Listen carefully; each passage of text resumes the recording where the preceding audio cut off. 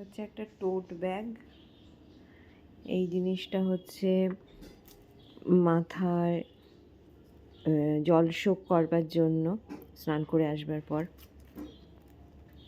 এটাকে কি বলে আমি জানি না, হেড রোব বলা যেতে পারে।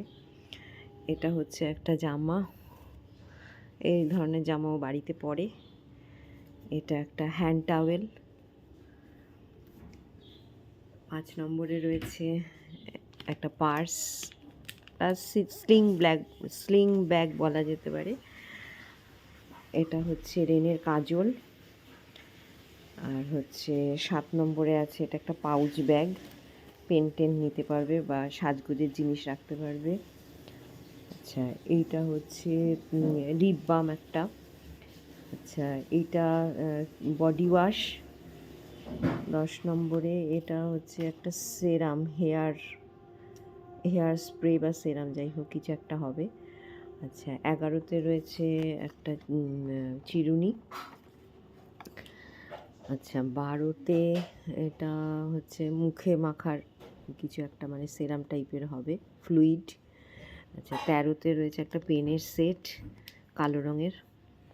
আচ্ছা, 14তে হচ্ছে সঞ্জীব চট্টোপাধ্যায়ের বই, এটার ভেতরে কিছু লিখে দিতে হবে, এখনও লেখা হয়নি। আর হচ্ছে 15, এটা হচ্ছে একটা